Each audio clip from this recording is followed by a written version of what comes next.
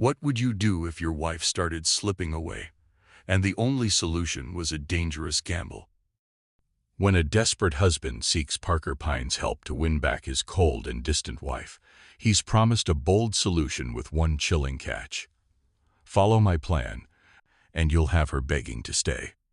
Fail, and you may lose her forever. As secrets unravel and passions ignite, how far would you go to save a love slipping away? The air in Parker Pyne's office was thick with tension, the faint aroma of old books and polished wood mingling with the metallic tang of unease. Reginald Wade stood by the window, his fingers drumming nervously on the sill. Outside, the muted London streets bustled under a gray sky, but inside, time seemed to stretch painfully thin. He turned abruptly, his polished shoes clicking against the hardwood floor.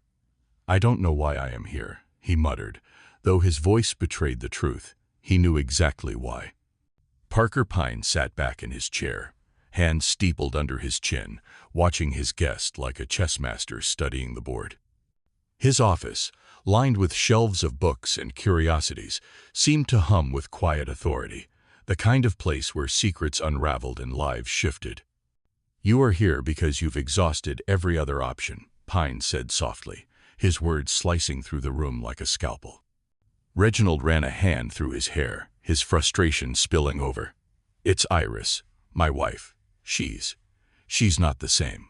Cold, distant. It's like I don't even exist to her anymore." His voice cracked slightly, and he clenched his fists, as if trying to crush his vulnerability into submission. Pyne's gaze didn't waver. "And you think T here is someone else?" The question landed like a thunderclap. Reginald hesitated, his jaw tightening. "I don't know. Maybe. It doesn't matter. What matters is I want her back." For a moment, the room was silent, except for the faint ticking of an ornate clock on Pyne's desk. Then, Pyne leaned forward, his eyes glinting with a mix of intrigue and something more enigmatic confidence. "Tell me, Mr. Wade, how far are you willing to go to save your marriage?" Reginald faltered, caught off guard by the directness of the question. "I'll do whatever it takes," he stammered, though a flicker of doubt crossed his face. Pyne smiled, a slow, deliberate curve of his lips that hinted at the layers of the plan forming in his mind. "Good, because this will require precision and patience. But if you follow my advice," he paused, letting the weight of his words sink in, "you'll have your wife begging to stay within a fortnight." Reginald exhaled, relief mingling with apprehension. But before he could respond, Pyne added, his tone now laced with warning, "Or you may lose her forever."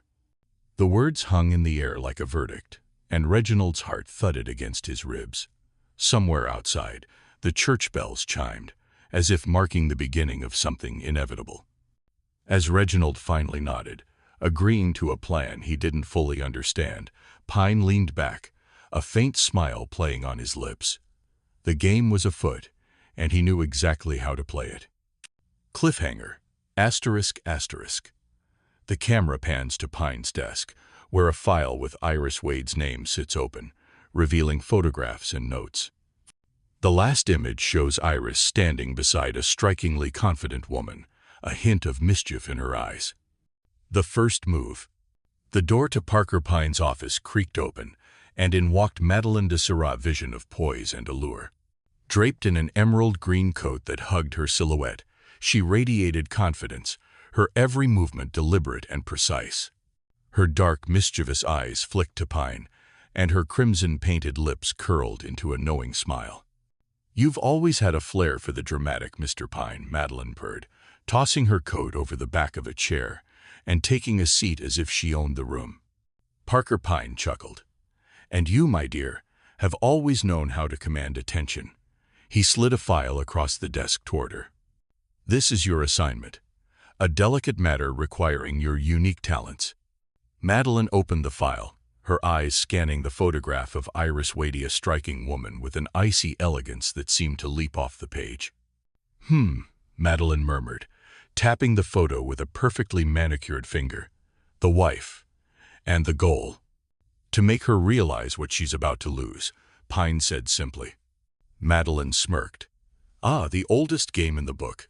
Very well. This should be entertaining. The next afternoon, Iris Wade was seated on the patio of the Wade's Grand Country home, a delicate china teacup balanced in her hands. Her composure was as polished as her pearls, but her eyes held a distant, distracted look. When the butler announced a visitor, she barely glanced until Madeline swept in. Mrs. Wade. Madeline's voice was warm, almost effervescent. I hope you don't mind me dropping by unannounced. Reggie spoke so highly of you. I simply had to meet you for myself. The use of Reggie instead of Reginald was deliberate, and Iris's hand tightened slightly around her teacup. She looked up at Madeline, her gaze cool and appraising. I wasn't aware my husband had spoken about me to anyone, Iris said, her voice as smooth as the surface of the tea. Madeline's smile didn't waver. She took a seat uninvited, crossing her legs gracefully. Oh, only in the most glowing terms, I assure you. He mentioned you were quite the hostess, and I must say this house is simply exquisite. Her eyes danced around the room, taking in the luxurious yet understated decor. It reflects its owner perfectly. Iris gave a tight-lipped smile. How kind of you.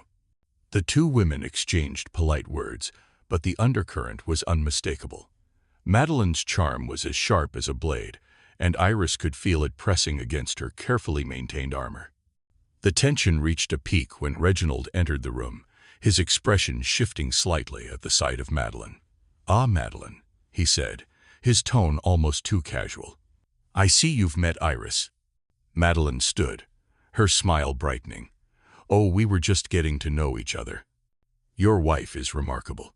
She placed a hand lightly on his arm, a gesture that appeared innocent, but lingered just enough to make Iris's eyes narrow ever so slightly. Tea, Madeline? Iris asked, her tone polite but clipped. Madeline's eyes sparkled with amusement. Oh, I'd love to, but I mustn't overstay my welcome. Besides, I wouldn't dream of monopolizing your husband's time. It was such a pleasure meeting you, Mrs. Wade. She turned to Reginald, her smile deepening. See you tomorrow at golf. Reginald nodded, and with a final dazzling smile, Madeline swept out of the room, leaving a trail of tension in her wake. As the door closed behind her, Iris set her teacup down with a deliberate clink. Golf? She asked, her voice laced with quiet accusation. Reginald hesitated, then shrugged. Madeline's an old friend. She's helping me unwind. Iris's laugh was sharp, almost bitter. Unwind? Is that what we're calling it now? She rose gracefully, her composure unbroken, but her eyes betrayed a flicker of something jealousy, perhaps, or anger. As she walked out of the room, Reginald remained, staring at the door. Outside, Madeline climbed into her car, her smile fading as she pulled a compact mirror from her bag. Her reflection smirked back at her, full of mischief and calculation. Cliffhanger. **** Back inside. Iris stopped in the hallway, gripping the banister as a thought struck her. Was it Madeline she distrusted, or herself? Key scene: the golf session. The sun was shining just enough to take the bite out of the crisp morning air, casting a golden glow over the perfectly manicured greens of the country club golf course. Reginald Wade adjusted his grip on the driver, squinting at the fairway as Madeline DeSera strolled up behind him. Careful, Reggie, she teased, her voice lilting with amusement. You are holding that club like it's a weapon. Golf is about finesse, not brute strength. Reginald laughed nervously, glancing over his shoulder at her. Madeline was dressed impeccably, her tailored golf ensemble hugging her figure in a way that seemed both effortless and intentional. She reached out and lightly adjusted his grip, her fingers brushing against his. Better, she said, stepping back with a sly smile. Now don't mess it up. Reginald swung, and the ball sailed farther than he expected, landing neatly on the fairway. He turned to Madeline, grinning like a schoolboy. Looks like you are good luck. Madeline laughed, a rich, melodic sound that turned a few heads. She clapped her hands lightly and said, Oh, I am more than luck, Reggie. I am a miracle worker. As she leaned casually on her club, Her gaze shifted subtly to the edge of the course, where Iris Wade sat on a wrought iron bench beneath a sprawling oak tree. From a distance, Iris appeared serene, flipping through the pages of a novel, as though she hadn't a care in the world. But her eyes weren't on the book. Every so often, Iris's gaze would flick toward the golf course, lingering just long enough to catch Madeline's playful laughter, or the way her hand lingered on Reginald's arm a moment too long. Iris's fingers tightened on the book's spine. Reginald, oblivious to the storm brewing, lined up for another shot, while Madeline handed him a water bottle with a conspiratorial smile. "You are a quick learner," she said, her voice low. "I might have to keep an eye on you." From her bench, Iris shut her book with a decisive snap. She rose gracefully, her heels clicking softly against the cobblestones as she strolled toward the clubhouse. Her face was composed, but her clenched jaw betrayed the fury simmering just beneath the surface. The confrontation. That evening, the Wade sitting room was awash in the soft glow of the chandelier. Iris sat on the edge of the velvet sofa, her posture as perfect as ever, but her eyes were sharp, focused on Reginald like a hawk eyeing prey. Reginald, on the other hand, seemed oblivious as he sipped his scotch, recounting the day's game. "You should have seen my drive on the back nine, Iris." Madeline said it was the best shot of the day. Iris's lips twitched, a faint smile that didn't reach her eyes. "How delightful," she said coolly, setting her wineglass down on the table with a soft clink. "You and Madeline seem to have a lot to talk about these days." Reginald glanced up, surprised by the edge in her voice. "Well, she's just being friendly. You know how Madeline is." Iris tilted her head, studying him. "Oh, I do. She's very friendly." There was a beat of silence, the kind that stretched too long and felt heavy with unspoken words. Iris rose from her seat, her silk robe flowing around her like a storm cloud. She turned to face Reginald, her composure finally cracking, her voice cutting through the quiet like a blade. "Tell me, Reginald, are you trying to embarrass me?" Reginald blinked, caught off guard. "What? Embarrass you? Of course not. What are you talking about?" Iris stepped closer, her voice lowering but losing none of its intensity. "I am talking about the way you parade her around, laughing at her jokes, letting her touch you like—" She stopped herself, her chest rising and falling as she took a steadying breath. "Do you think people don't notice? Do you think I don't notice?" Reginald set his glass down, his brow furrowing. "Iris, you are overreacting. It's not like that. Madeline's just—" "Just what?" Iris interrupted, her voice rising ever so slightly. "Just amusing herself. Just reminding me how easily my husband can be led by a pretty smile." Reginald opened his mouth to respond, but no words came out. Iris let out a bitter laugh, shaking her head. "Save it, Reggie," she said, turning toward the door. "If you think she's such a miracle worker, maybe you should ask her to fix your marriage too." She swept out of the room, leaving Reginald alone with his drink and a gnawing sense of guilt. Upstairs, Iris paused at the top of the stairs, gripping the banister tightly. Her heart raced with anger, and something dangerously close to fear. Cliffhanger. Downstairs, Reginald stared at his glass, Madeline's laughter from earlier in the day echoing in his mind. Upstairs, Iris locked her bedroom door, her resolve hardening. Whatever Madeline's game was, Iris wasn't going to let her win. But could she keep her composure as cracks began to form in her once perfect mask? The climax, the cafe confrontation. The streets of London buzzed with life, but Iris Wade barely noticed the cacophony of passing carriages, bustling pedestrians, and distant church bells. She clutched her handbag tightly, her gloved fingers trembling as she stood on the opposite side of the street, staring at the cafe. Through the large glass window, she spotted Reginald. He was seated at a cozy corner table, his head tilted back in laughter. Madeline de Serres sat across from him, leaning forward, her lips curved in a smile that could only be described as triumphant. Iris's heart pounded in her chest. This was it. proof that the unease gnawing at her for weeks hadn't been unfounded. She hesitated for a moment, the weight of her emotions pinning her to the spot. But then Madeline reached out, her fingers brushing Reginald's arm as she whispered something that made him grin even wider. That was all it took.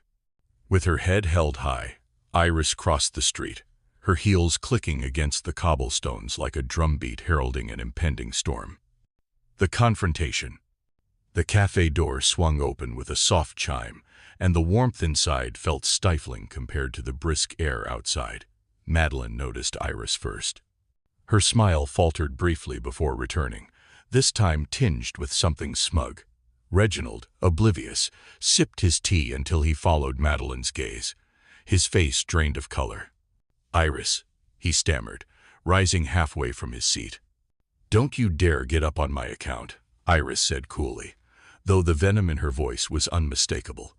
She strode toward them, her eyes fixed on Reginald like a hawk zeroing in on its prey. "I wouldn't want to interrupt your little rendezvous."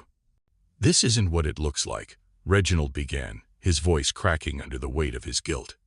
"Oh, spare me," Iris snapped, her composure slipping as her voice trembled with a mix of fury and hurt. "You think I haven't noticed the stolen glances, the secret smiles? And now this." She gestured to the table, her eyes burning.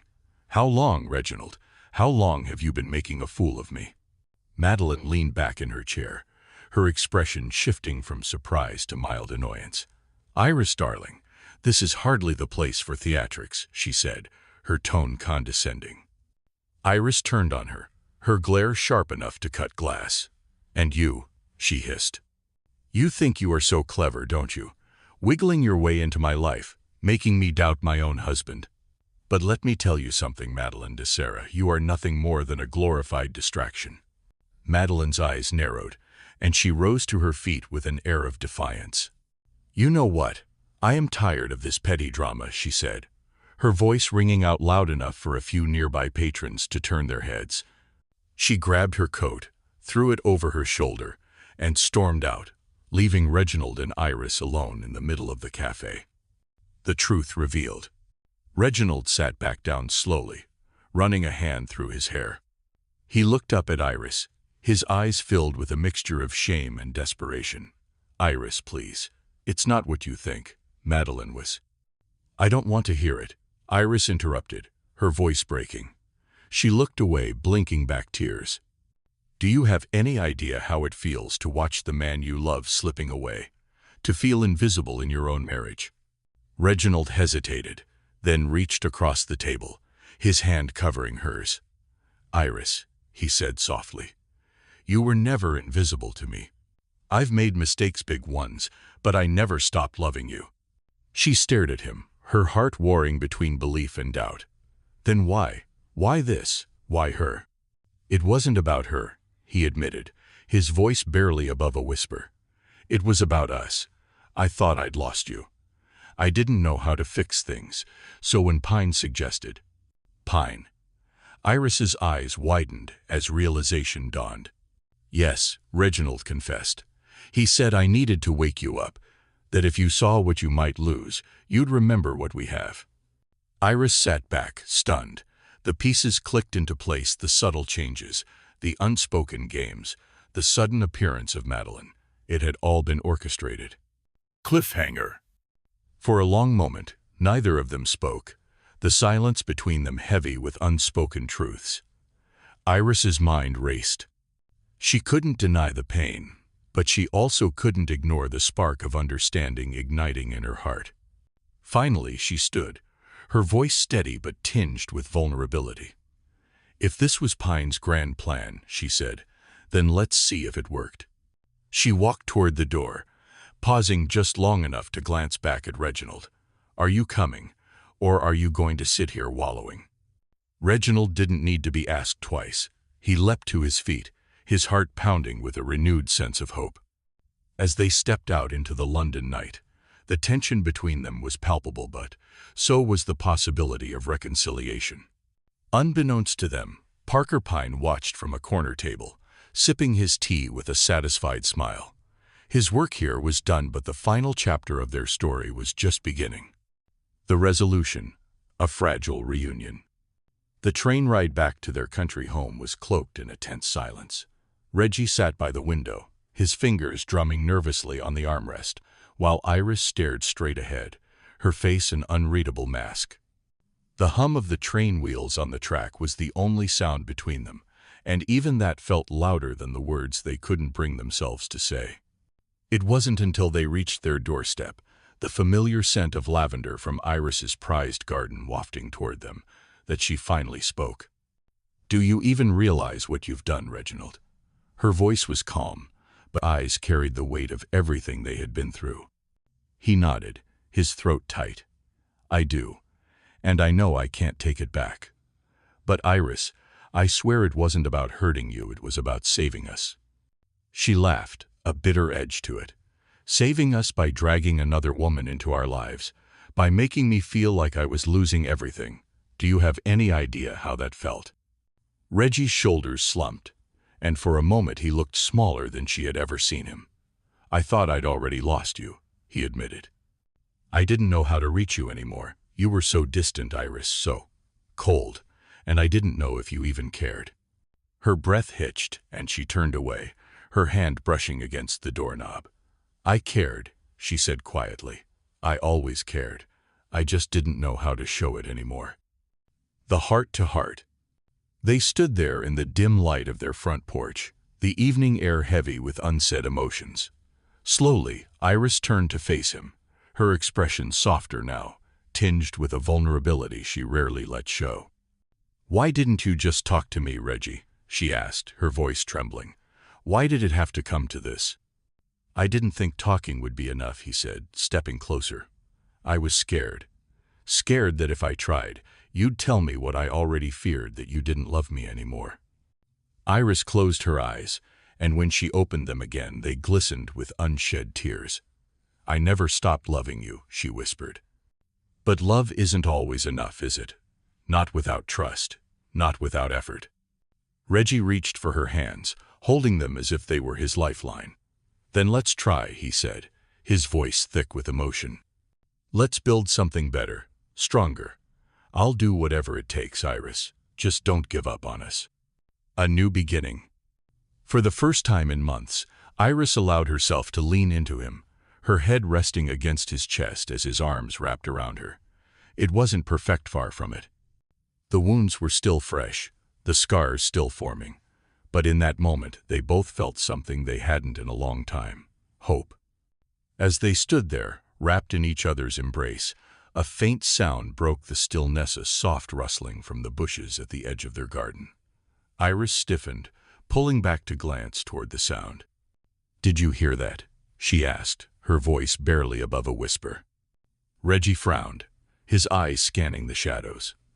"Probably just the wind," he said, though his tone carried an edge of unease. But Iris wasn't convinced. She stepped closer to the garden, her gaze narrowing. "Or maybe," she said, her voice dropping, "it's not over yet." Cliffhanger. As the camera of their lives pulled back, revealing the couple silhouetted against the warm glow of their home, the shadows in the garden seemed to shift, as though something or someone was watching. Somewhere in London, Parker Pyne set down his teacup, his lips curving into a knowing smile. "People are predictable," he mused to himself, leaning back in his chair. "But love always keeps you guessing." What was rustling in the shadows? Was it just the wind, or does the past have more secrets waiting to emerge? Twist ending. The heart's betrayal. The clock in Parker Pyne's cozy London office ticked softly, a steady rhythm against the quiet clink of his teacup. He sat at his polished oak desk, the faint scent of bergamot wafting through the room. The crackling fire added warmth, but the air was heavy with unspoken words. Madeleine de Serres stood by the window, her silhouette framed by the pale winter light. She seemed different, nowhere usual poise slightly faltered, her confident smirk replaced with a hesitant, almost vulnerable expression.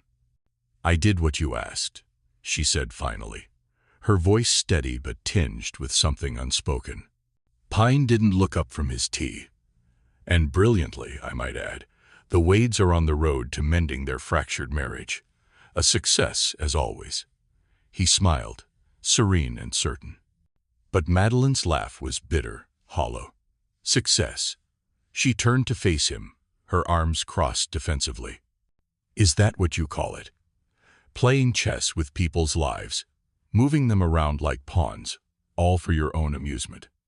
Pyne raised an eyebrow, his expression unreadable. You knew what this was, Madeline. You've done this before. Why does this case trouble you? Her composure cracked, and she took a step closer, her voice rising. Because this time I wasn't playing. She paused, struggling to find the words. I wasn't pretending anymore, Pyne. Somewhere along the way, I started to feel something. For him. For Reggie. For a moment, the room seemed to hold its breath. Pyne set his teacup down with deliberate care, the porcelain clinking softly against the saucer. I see, he said simply. Madeline's eyes narrowed, frustration bubbling to the surface. That's all you have to say. I fell for a man who was never mine to begin with, and all you can say is I see.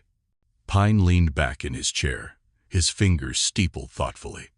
The heart, he said, his tone calm and measured, is the one variable no plan can account for. It doesn't follow logic or reason. It doesn't care for boundaries or consequences. It simply is. Madeline's shoulders slumped, her defiance giving way to exhaustion. So, what now? She asked quietly. Pyne stood, his movements deliberate as he approached her. Now, he said, his gaze unwavering. You walk away. Because Reggie isn't yours to hold on to, and you knew that from the start. You are not a victim here, Madeline. You are a professional, and professionals know when to step back. She met his gaze, her jaw tightening. And what about me, Pyne? What about what I feel? Pyne's smile was faint, almost melancholic. Feelings are what make us human, my dear, but they're also what make this world so wonderfully unpredictable. The last goodbye. Madeline left the office without another word, the sharp click of her heels echoing down the hall. Pyne watched her go, his expression unreadable, before turning back to his desk. He picked up his teacup, swirling the last dregs of tea, as though lost in thought. Just as he brought the cup to his lips, the phone rang. Pyne answered it with his usual calm. Parker Pyne, he said smoothly. A voice crackled on the other end, low and urgent. T here is another case. This one's complicated. Pyne's lips curved into a knowing smile. Complications here are what I live for. Tell me everything. Cliffhanger. As the camera of life pulled back, Madeline's figure disappeared into the bustling London streets. But in her wake, a shadow detached itself from the corner, following her silently, its intentions unreadable. And in the glow of his office, Pyne sat back in his chair, a glint in his eye. People, he mused softly to himself, are endlessly fascinating. The game never truly ends. What lies ahead for Madeline? Is her story truly over, or has a new chapter just begun? And who was the shadow in the alley?